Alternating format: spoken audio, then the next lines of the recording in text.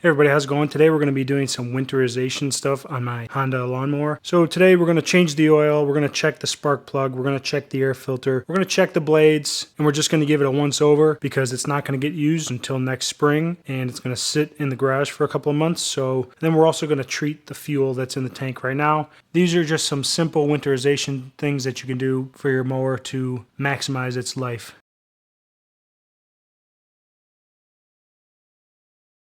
So the first thing we're going to do is change the oil. Before you get started, you want to warm up the mower by letting it run for a couple of minutes. I've already done that, so it's good and warm and ready to go. Next, go ahead and shut the fuel off. There should be a switch on the side. Switch it so that this valve is pointing up and down. That shuts off the fuel. Doing the fuel shut off just reduces the possibility of fuel leaking out when you tip the mower over. You can also see I've got it up on some 4x4 blocks. That's just to help me get some leverage when I tip it into my oil pan. And the oil does not have a drain plug. You just dump it out the side of the fill stick right there with a gray cap and it just pours right out. You let it drain and then that's where you put the new oil in.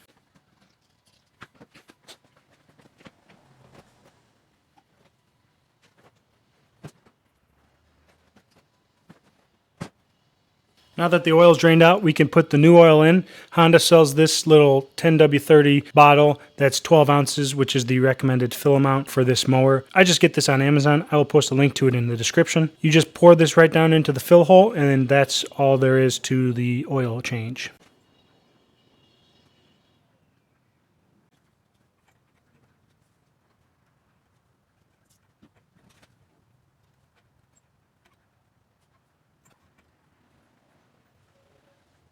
Next, I'm just going to reinstall the dipstick cap, and you're done changing the oil.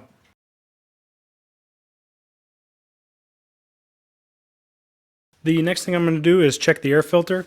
There's just two little clips on the top here that you need to depress, and then this whole unit pops down and comes loose, and this is the filter inside. You can set the cap aside and clean out any debris you find in there.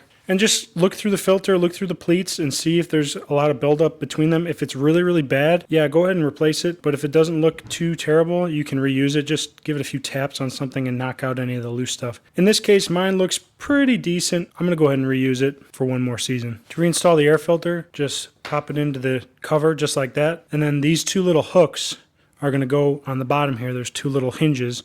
So you just hook it into place and then clip up those two tabs on top, make sure they're both locked in all the way, and that's it for the air filter.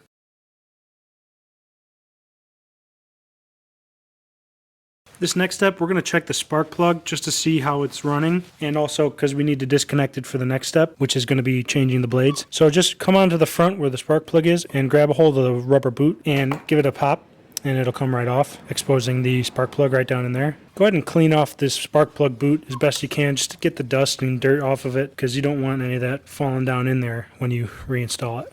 In this next step, I'm actually going to remove the spark plug, and I've got this 13/16 socket that's specially made for spark plugs. It's got a little gasket down in there that grabs a hold of this. And I'm just going to remove it so we can examine the tip to make sure the engine's running okay and make sure it's gapped correctly. I'm going to insert this on, then we're going to loosen. So here's my spark plug. I can tell by looking at it, it looks to be running a little bit rich. The electrode looks good. The tip that's all the way in there looks fine. The black part around the threads at the top there looks fine, but this the ground strap here doesn't look like the right color to me to indicate a good ignition. And so I checked the gap.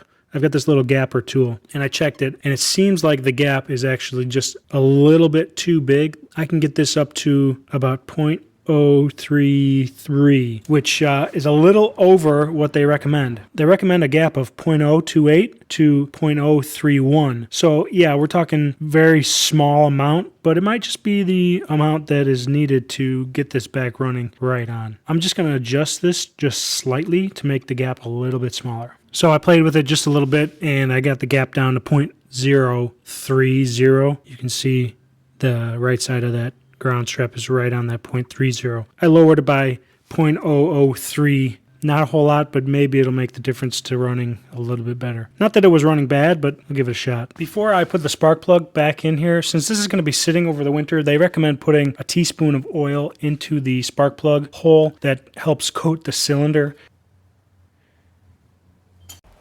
After you put that little bit of oil down the spark plug hole, they want you to pull the starter lever a few times to distribute that oil.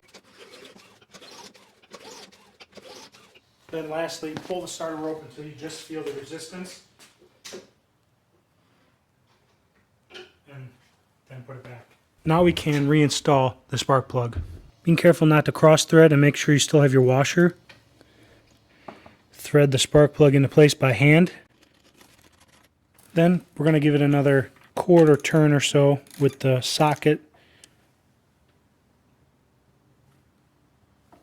to make sure it's fully seated, and we're going to call it a day. I'm not going to put the cap back on the spark plug just yet because we're going to work on the blades now, and first safety tip, always remove the spark plug when working on the blades so that the motor doesn't accidentally start.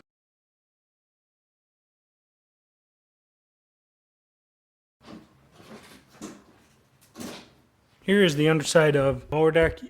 This mower has a set of 2 blades. We're going to just go ahead and replace these blades entirely. I'm not going to throw these old blades away. I'm actually going to resharpen them, and then I'll just rotate them out every season. Also, while you are at it, it's a good idea to clean the underside of the mower. So we're going to take the blades off, then I'm going to clean the underside of the mowing deck as best as I can, and then we'll reinstall the new blades. So the bolts that you're going to be removing are these 2 here. They are 14 millimeter. You're also going to need a wood block to keep the blades from spinning while you unbolt them.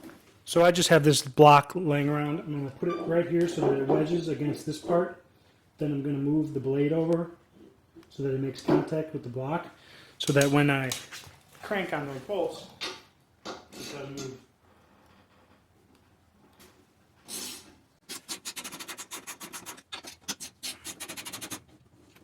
You need to save both these bolts and washers. So now that we have those blades off, let's clean the underside of this.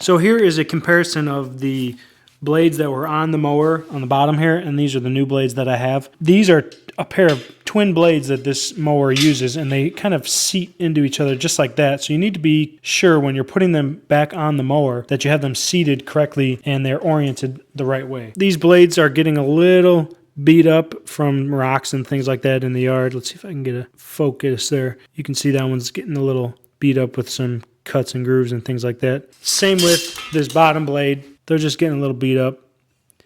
I'm going to just take them off and sharpen them for next season, and then I'll just rotate the pair of blades every other year and have a sharp pair on hand. But these new ones, you know, they're not like a perfectly like sharp edge, but they are straight, but it's not like you know, like a knife where you could cut your finger off just by running it over, but it is just nice and even and sharp. So here are the bolts and washers that you need to use. They sell them separately if you ever need to replace them, but I'm just going to reuse the ones that were on there. This washer is special. It's kind of like concave, and they need to be oriented this way so that when you tighten this up, it creates kind of like a lock washer more or less. And that's straight from the manual. You can see here the special washer. It's not that dramatic, but you get the idea.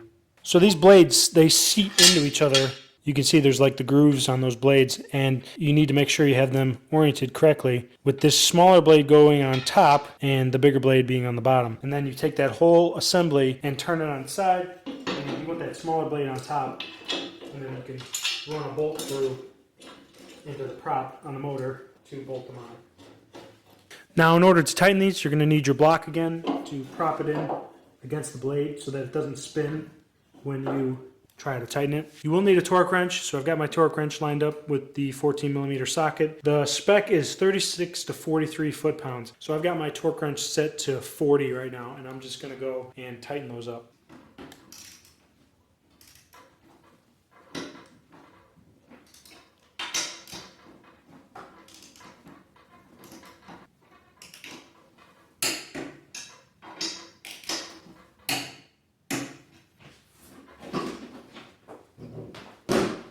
Oh, and I almost forgot.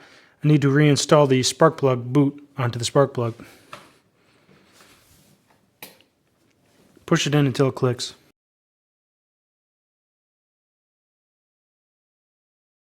The last thing I want to do is put some stable in the gas tank of the mower, just to make sure the fuel stays good over the winter.